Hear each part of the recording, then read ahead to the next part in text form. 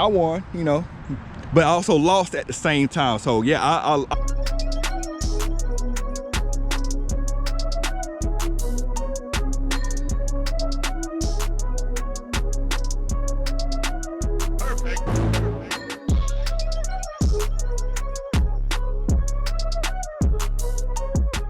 the family, what is going on? Welcome back to the channel. To all my first time viewers, go ahead and make sure you like, subscribe, and comment. You know, that's how we interact on this channel. And for all my returning viewers, I want to say thank you for all the support.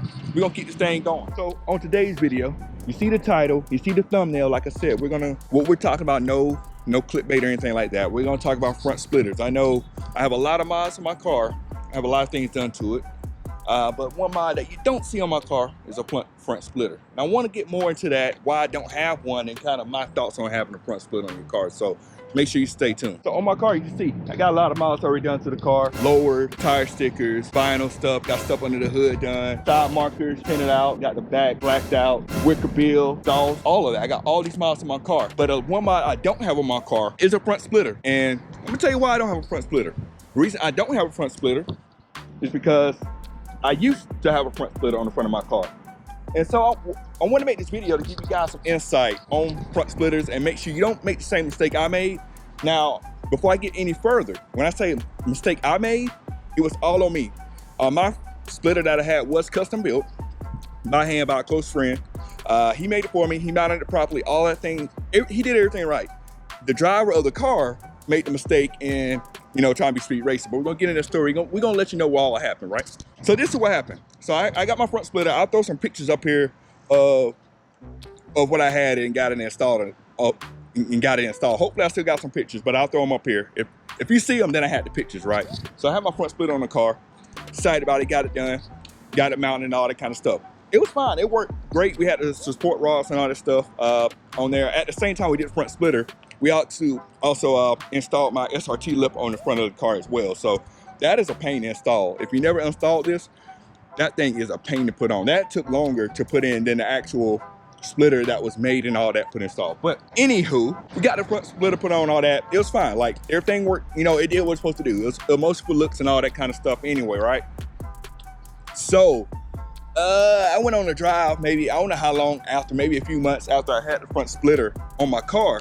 You know, when you drive a car like this, I'm gonna tell you straight up, man, when you drive a car like this, and it sounds like it does, people will always gonna, you know, see what you got, what you running with under the hood. And me, you know, I ain't no punk, man. I'm not a punk, so, you know, if you try me, I'm gonna try it back. I always told to defend yourself at all times. Blame my mom, man. My mom said, don't start a fight, but if someone starts one with you, I have the right to, you know, defend myself. So blame my mom, right? So, you know, this Camaro RS pulled up on me. I was like, all right, cool.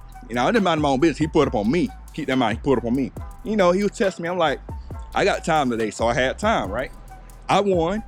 We ain't gonna say all that. I was in Mexico, if you ask me. I was definitely in Mexico for a fact. I won, you know, but I also lost at the same time. So yeah, I won and lost all at the same time.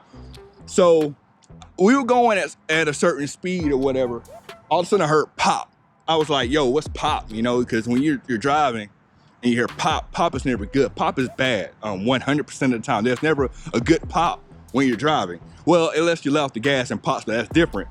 This was a different pop. This was stuff from breaking pop, right? So I was like, man, that didn't sound good. So I was looking at my gauges. Gauges were good and all that kind of stuff. So got off on the exit, looked at the front of my car, and I might have some pictures. If not, I'll describe it to you what happened, man. So pretty much the front splitter that I had, it was mounted to my lower grill, and it pretty much broke. It pulled out the lower grill and my splitter cracked. You know, broken in half, stuff like that. The splitter breaking, you know, that's like I said, all 100% my fault. And it pulling out the lower grill was all 100% my fault. And I didn't know. I didn't know how sturdy this lower grill was. The thing, what happened was with me going so fast, all the air pushing down on the splitter. Now, and I excuse if you know, the car a little dirty right now, but all the air on the front splitter pushing down was pulling on the lower grill and ended up popping out my lower grill and cracking the little grill reinforcement on the outside of it, which sucks. But I said all that to let you know that does not have to be you. That does not have to happen to you. The part where went wrong, and this is something I didn't know, I wasn't thinking about it, is that having my splitter with a splitter rods mounted to the lower grill is a no-go. And I know a lot of people get splitters and they mount it to the lower grill. Right, you may not have any issues, but if you do like to drive fast and whatnot, you may want to reconsider, you know, where it's mounted. Because mine was mounted to the lower grill, like I said. I was going fast and it put it on the lower grill and popped out. This lower grill is not meant to support weight. The faster you go with a front splitter, the more weight is pushing down on that. Like, if you don't think so, do this. Next time you're driving down the road going like 60 miles an hour, put your hand out the window and feel all the air hitting your hand. It will push your hand back. And you're only going 60. Imagine doubling that. And you have something really big on the front that's catching a lot of air and pushing on your car. That can do some catastrophic damage to your car if it's not mounted correctly. And I'm gonna say again, this is not a fault of the person who installed it. That's a fault on 100% the driver. Me, 100% me. He did what I asked for, and he told me it's not a functional splitter. He told me that, and I tested the limits of it, and I found the limits and went past it.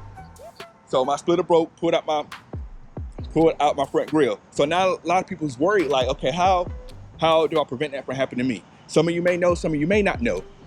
First things first, if you get a splitter, do not mount it to your lower grill. Do not mount it to your lower grill, the splitter rods. That lower grill is not designed to hold weight, and it will, if you go fast enough, will break. It will break, without a doubt, it will break. So what you need to do is make sure if you get a splitter, a front splitter for your car, make sure to get it chassis mounted.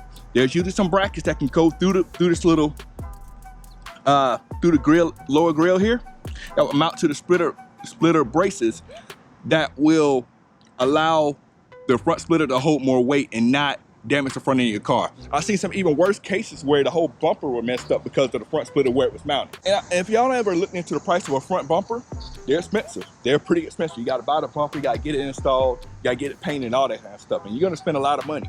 There are a few companies that do have front splitters. I know Downforce Solutions is probably the best one to go with because they do have the chassis mounted braces that come with it. But if you don't have if you don't have Downforce Solutions, make sure you can try to find some of those chassis mounted braces. So that way you're not having your splitter mounted to your lower grill, which can cause damage if you like to drive a little fast. And another thing, if you like to drag race or whatever, or road race or whatever, you don't need a front splitter. It's gonna slow you down a lot. All that air here in the front of the car, all it is gonna take down your top end. Only time you really need splitters for two reasons. One, if you're road racing, you need the front downforce. And two, if you're not road racing and all you want it for looks. Anything between that, you probably don't need a front splitter. If you're racing, don't need it. Well, drag racing, don't need it. Road racing, don't need it. Now, if you're doing road course stuff, then yes, you would need it.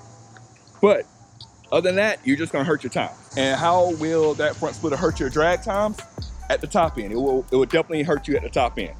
Maybe not a huge amount, but enough to, you know, take some time off of it. You don't need that on there. I mean, you're going 100 miles an hour at the top end, and you got this splitter down there catching air, pretty much acting like a parachute for the front of your car. So you don't need it. It won't help you at all, period. So this is gonna be a quick video. I just wanted to make this video to give you guys some ideas of stuff to do with your car and some things to look out for. Like I said, it's good to learn from other people's mistake, and I learned from my mistake. And next time I do a front splitter, I won't do it that way. And I've seen some other people get it way worse. That they had a front splitter and they tore the whole front bumper off. I don't want you to be me. I don't want you to be that person. I want you to have a splitter and enjoy it and not mess up your car. They are wonderful. They look good. They really change the look of the front of the car and all that kind of stuff. But just be mindful with what could come with it if you don't do it right. So hopefully you learned something from this video. If you got any questions that I didn't cover in this video, make sure to leave a comment down below. I'll reply back to you unless you're talking crazy, and I'm just gonna leave you alone. But that's gonna be the end of this video. Thank you so much for tuning in. Thank you for supporting the channel. We're gonna catch you on the next one. Cut it.